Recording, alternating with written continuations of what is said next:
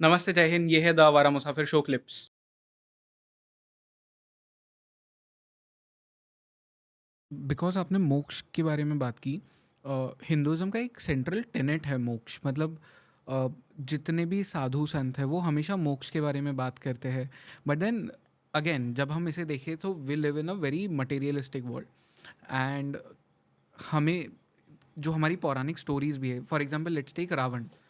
अब हो सकता है उसके लाइफ में कभी वो उसने एस्पायर किया होगा, कभी उसने सोचा होगा अबाउट मोक्ष, बट उसकी जितनी भी शिव जी से डिमांड्स थी वो सब मटेरियलिस्टिक थी। हमारी भी आज जितनी भी डिमांड्स होती है वो सब मटेरियलिस्टिक है।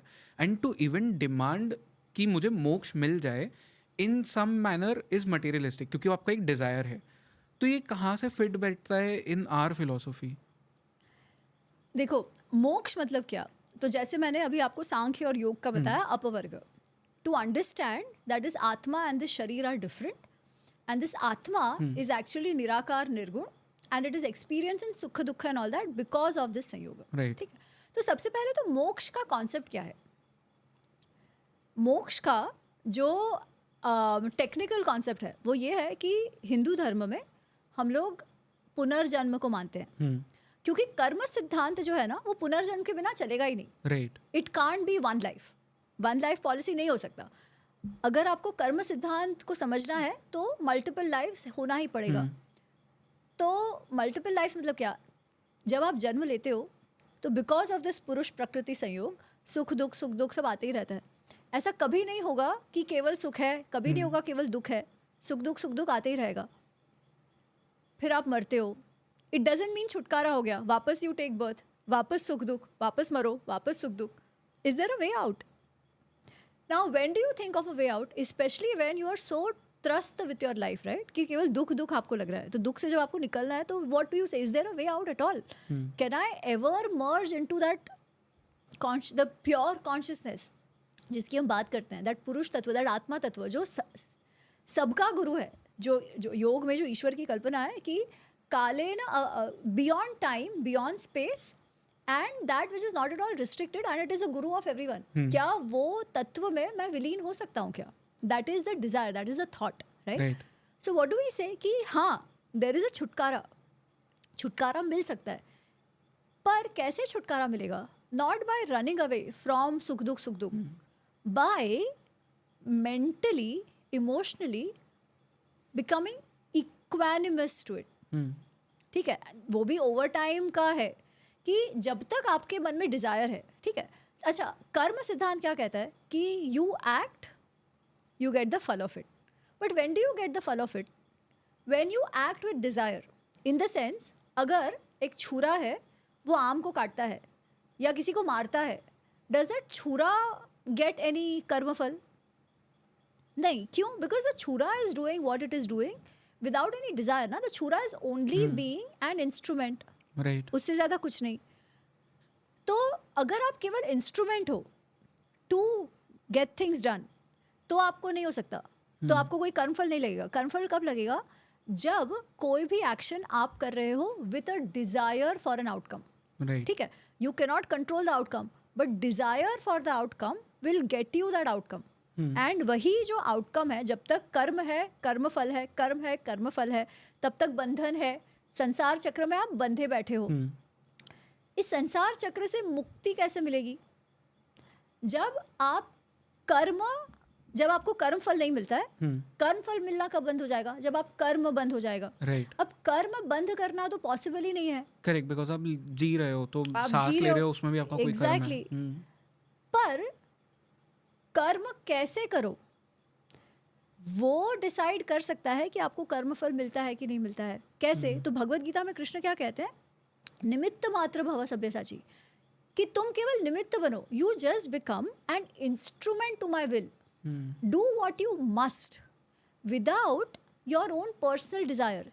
इन द सेंस, कुछ भी काम आज तुमको लड़ना है, क्यों लड़ रहे हो तुम? सोच समझ कर ये हम धर्म युद्ध कर रहे हैं। क्यों कर रहे हैं? Because justice has to prevail, dharma has to prevail.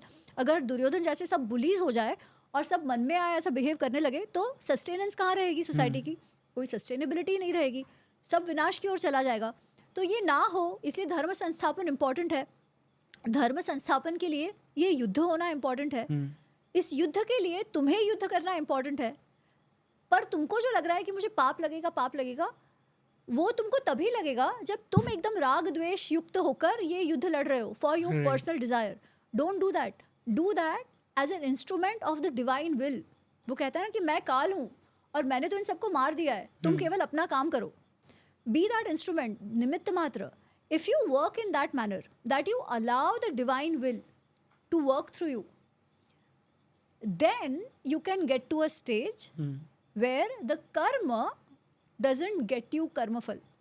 वो कर्म के संस्कार नहीं होते, पर वो कब हो सकता है? when you are at a stage of being completely detached from what? everything, सुख दुख, राग द्वेष, सबसे जो भी है चलेगा. बुरी भी परिस्थिति है, भगवान का प्रसाद. अच्छी परिस्थिति है, भगवान का प्रसाद. I keep doing what I am doing without intense attachment to anything, but I'm not running away from anything. ठीक है, जब उस लेवल पे पहुंच के आप काम कर सको तब हो सकता है कि आपको मुक्ति मिल जाए. पर जब आप उस लेवल पे हो ना, तब आपको फिर मोक्ष भी नहीं चाहिए.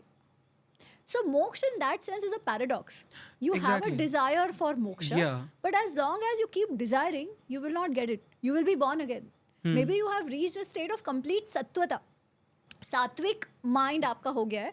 Then you reach a stage where you like, हाँ भगवान, अगर तुझे लगता है कि मुझे जन्म देना है तो वो भी ठीक है, तुझे लगता है कि नहीं देना है तो वो भी ठीक है. I accept whatever you give me. Then the moksha can happen, right? That is that mukti. But technically what is that mukti? Mukti from the संसार chakra. Sansar chakra of birth death. Right. Birth death से मुक्ति क्यों? क्योंकि सुख दुख नहीं चाहिए. You want to achieve a stage where you're all at peace. सुख है, दुख है, ऊपर नीचे आपका इमोशनल टर्बुलेंस चल रहा है, राइट? उससे मुक्ति. You don't want that is causing you anxiety and stress, right? पर अगर वो स्थिति of that peace you achieve while you are living, then do you want that moksha? In fact, आपका वो टेक्निकल मोक्ष भी तभी आ सकता है जब आप एनीवेज जीवन में जीवन मुक्त बन सको. Right. So we have a concept of jeevan mukt. जीवन मुक्त मतलब क्या? वो जी रहे हैं इस संसार में. बहुत सारे ऋषि आप देखो जी रहे हैं. कैसे जी रहे हैं? सुख दुख समो भूत्वा. सुख दुख उनको परेशान नहीं करता. जो भी है they accept it. They keep doing what they must be doing. Why? For the larger good. Divine will है जो उनके थ्रू काम करे जा रही है, समाज का भला करे जा रही है, राइट? और उनको किसी से द्वेष नहीं है, किसी से बहुत ज़्यादा अटैचमेंट नहीं है, सबके लिए प्यार है. इनफैक्ट वो जो जीवन मुक्त स्थिति है उसमें यू एक्सपैंड. तुम जो आपके दुश्मन है ना, उनकी भी मनोवृत्ति समझ सकते हो कि ये जो है ये तो अपने काम क्रोध लोभ मोह मद मात्सर्य में झगड़ा हुआ है, सत्व रजस तमस में झगड़ा हुआ है और काम कर रहा है. जो आपके दोस्त है उनके लिए भी you see them for what they are and you accept them for what they are and you continue to do what they do, right? And not just मनुष्य कि कुत्ता, हाथी, पत्थर, कांचन, ये सब आपके लिए सेम है जो कृष्ण कहते हैं. वही जीवन मुक्त है, वही गुणातीत है, वही स्थित प्रज्ञ है. अगर आप वो एनीवेज अचीव कर लो तो यही जीवन ही मोक्ष है. तुम्हारे क्वेश्चन का बहुत घूम फिर के आंसर दिया, but this is the concept of मोक्ष फॉर अस. बट फिर तो वो एक पैराडॉक्स ही बन के हमेशा रहेगा ना, बिकॉज जो लास्ट स्टेप है आपका टूवर्ड्स वो जो मोक्ष प्राप्ति के पहले, वही स्टेप पे जाके सब लोग अटक जाएंगे. बिकॉज वो जो डिजायर है, मैं वही कह रही हूँ ना, आप अगर जीवन मुक्त बन जाते हो तो मोक्ष आए ना आए, सी विल यू एवर नो कि इसको मोक्ष मिल गया? कभी नहीं पता चलेगा. कभी नहीं पता चलेगा, राइट? आपको कहाँ तक पता चलेगा? या रादर वो बंदा जो है वो मोक्ष का अनुभव, कोई भी हम है, वो मोक्ष का अनुभव क्या है जिससे आप कह सकते हो कि हाँ भाई हो सकता है आगे जाके मोक्ष. It is this state only, right? Okay. जो जीवित स्टेट है. क्योंकि मोक्ष एक्चुअली हुआ कि नहीं ये तो कुछ नहीं मालूम, Right. बट जो एक्चुअल मोक्ष होगा वो स्थिति क्या है, वो मन स्थिति क्या है कि आप हमेशा वो शांति में हो. आप कह रहे हो कि हाँ आप विलीन हो जाओ, या अगर आप वैष्णव हो तो आप कहोगे कि आप शिव जी के धाम चले गए. आप शिव हो तो आप शैव हो तो आप कहोगे कि आप कैलाश में शिव जी के पास चले गए, यहाँ पे विष्णु जी के पास चले गए, वैकुंठ लोक चले गए, गोलोक चले गए. मतलब क्या? What is going to happen there? वहाँ जब आप हो तो क्या होगा? सुख ही सुख है, शांति ही शांति है, ये जो इमोशनल टर्बुलेंस है वो नहीं है, right? You are in a state of bliss, right, that is what you want to achieve basically, correct, right? अब जिसको मिल गया वो मिल गया, आपको नहीं मालूम पड़ेगा कि उनको मिला कि नहीं, पर that state of bliss, is it achievable while you live? Perhaps yes. That is जीवन मुक्तता. So that अनुभव of मोक्ष while we are still living, that is actually to me. अच्छा, मैं ये जो भी कुछ कह रही हूँ ना, कुछ कुछ तो कॉन्सेप्ट्स हैं, but I am trying to explain how I understand, ठीक है? Yeah, yeah. मैं बिल्कुल भी ये क्लेम नहीं कर रही कि मैं एकदम विद्वान हूँ और मेरी को सब आता है, मैं ये बिल्कुल नहीं कह रही. मेरा जितना भी थोड़ा बहुत अध्ययन है, उससे जो मुझे इस समय समझ आ रहा है यथा सामर्थ्य, वो मैं बताने का प्रयत्न कर रही हूँ.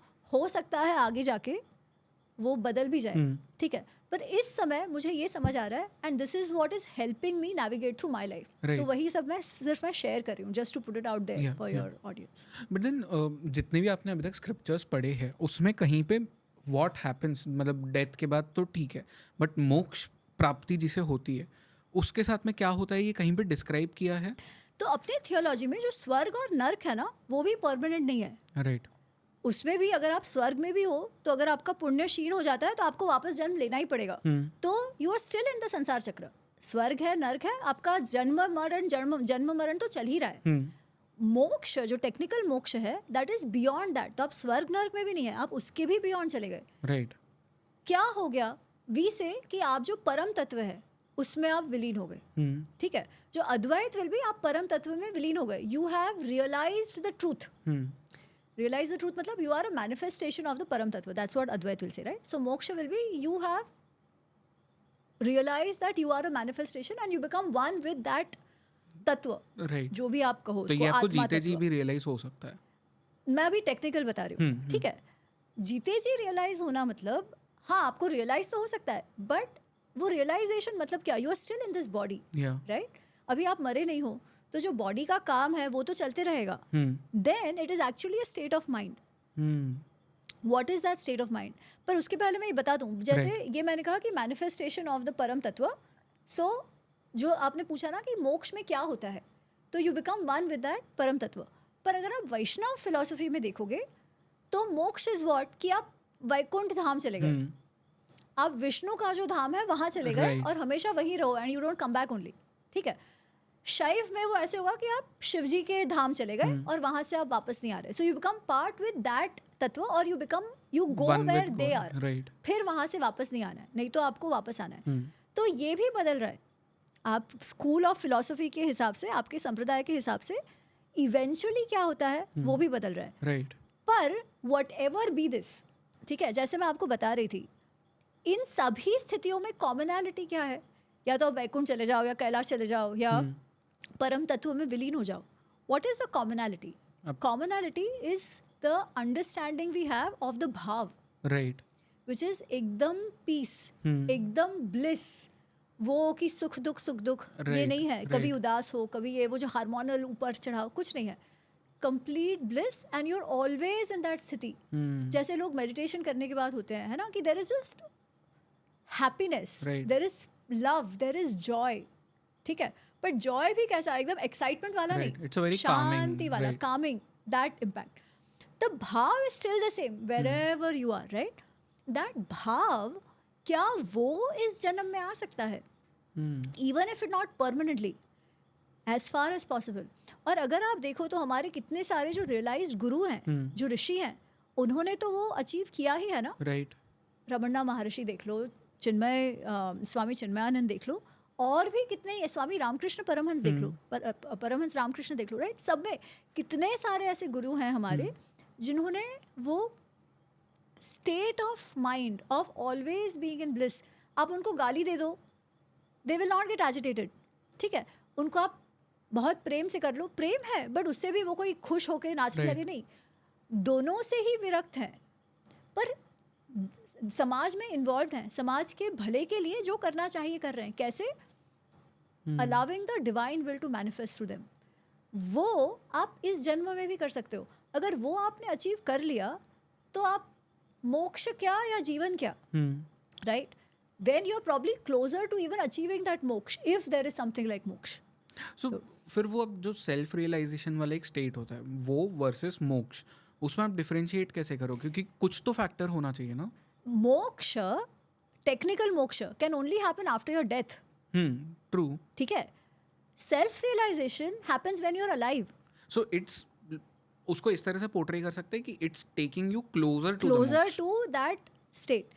अगर आज मेरी मृत्यु हो जाती है, I am not self realised, I am 100%, according to our theology I am 100% coming back. ठीक है.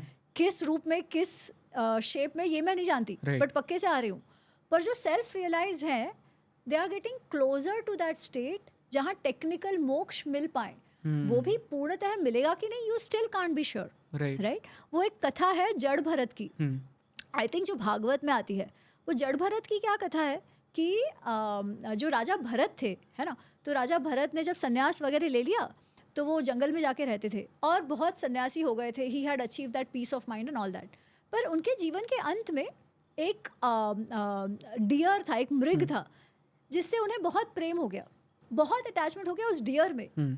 तो अगले जन्म में he is born again as that deer, but he remembers कि भाई मुझे मुक्ति नहीं मिली क्योंकि ये अटैचमेंट रह गया. उसके बाद उनका जन्म होता है, जिस जन्म में उनको जड़ भरत कहा गया है, बट वेयर ही रिमेंबर्स. ठीक है. वो पूर्णतः उनको याद है कि पिछले जन्म में ये हुआ था, इसलिए मेरा जो मोक्ष है वो रह गया था. तो अब I want to get to that end. तो he is just surviving for the heck of surviving. घर वाले भी उनको चिल्ला रहे हैं कि अरे तुम ये नहीं कर रहे, वो नहीं कर रहे. उन्हें कोई फ़र्क नहीं पड़ता. उनको बोलोगे आप कि जड़ भरत जाके ये कराओ, तो वो वैसा कर देगा. अगर आप ना बोलो तो कुछ नहीं करेंगे. आप उनको खाना दो तो खाएंगे, ना दो तो खाना भी नहीं खाएंगे. मतलब, और अगर ना खाना दो तो गुस्सा भी हो जाएंगे. ऐसे भी नहीं है. एक दिन घर से निकाल दिया या निकल गए जो भी, तो वो झाड़ के नीचे बैठे थे. कभी खाना मिले खा लेंगे, नहीं खाना मिले नहीं खाएंगे. वो एक देवानंद का गाना है, it's very much like this. वो गाना है, पता है, मैं जिंदगी का साथ निभाता चला गया, मैं सारी टेंशन है उनको धूल में भुलाता चला गया.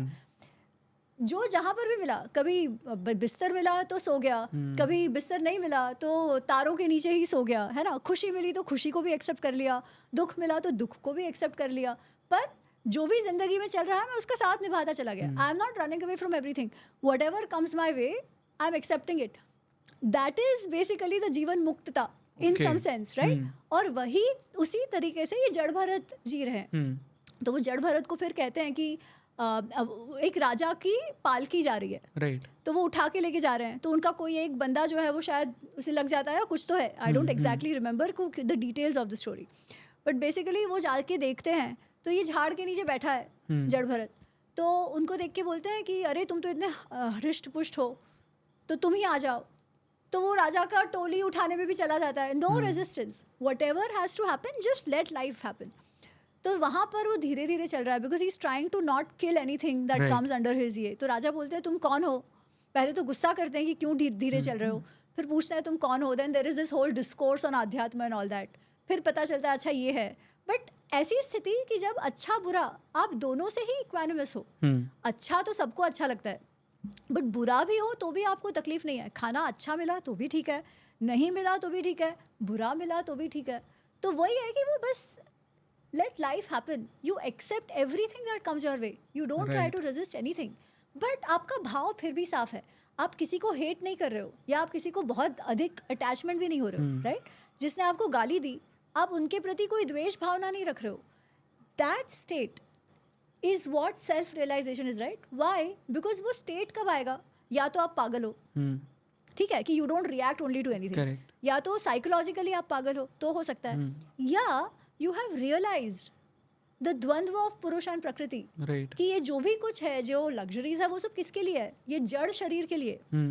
ठीक है. जो तो खत्म वैसे ही होना है, ये तो वैसे ही टेम्पररी है. आत्मा को तो उससे कुछ लेना देना नहीं है. So when that realisation itself happens कि और ये जो आत्मा, मैं जो ये मेरा मेरा मेरा कर रहा हूँ, ये मेरा कुछ नहीं है, this is just temporary, right. तो वो detachment, that kind of detachment is what takes you to that jeevan muktata which Jad Bharat had. तो the chances are that once you are in that state, then आप जो भी कर्म कर रहे हो वो बिना राग द्वेष के कर रहे हो. करना है इसलिए कर रहे हो, because the divine will is making it happen, you are accepting it and doing it. जब आप वैसे काम कर रहे हो तो आप वो छुरे जैसे हो, ठीक है. You, it's not your will, it is somebody else's will. So if it is not your will, then आपको पाप क्यों लगेगा करेक्ट. या पुण्य भी क्यों मिलेगा? पाप और पुण्य दोनों की बात है इसमें, ठीक है. तो वो है ही नहीं, तो फिर आपके जो संस्कार है वो क्षीण होते जाएंगे. जो भी कर्म का कर्मफल आपको मिलना है, you have exhausted all of that when you reach that state. अच्छा, हो सकता है ये स्टेज पे पहुंच के भी आपका जन्म वापस हो. मैं आपको थ्योरी बता रही हूँ. राइट. क्यों? क्योंकि कुछ पिछले संस्कार हो, कुछ पिछले कर्म फल आपको Correct. भुगतने रह गए हो, तो it will come back again. इसीलिए कुछ बुरा भी आपके साथ हो, अगर कुछ फल भुगतने रह गए हो, या कुछ अच्छा भी आपके साथ हो क्योंकि फुल फल भुगतने रह गए हो. तो basically you are just exhausting those karmas. जब तक आपका टेक्निकली कर्म स्कोर 0 नहीं होता, आपको मोक्ष नहीं मिलेगा. और कर्म स्कोर 0 कब होगा? एक तो जब आप कर्म फल आपको मिलना बंद हो जाए, राइट. आपका स्टोर्ड कर्म फल है, जो कर्मा स्कोर है वो तो है, उसको आपको एग्जॉस्ट करना है. पर वो एग्जॉस्ट कब होगा? जब आपका ये भी बढ़ नहीं रहा है, you are not adding current anything life more to में दैट बढ़ नहीं रहा है. Right. Your karma score, right. वो कब होगा? When you start behaving like this, without raag dvesh, with equanimity, without attachment, तो ही वो होगा.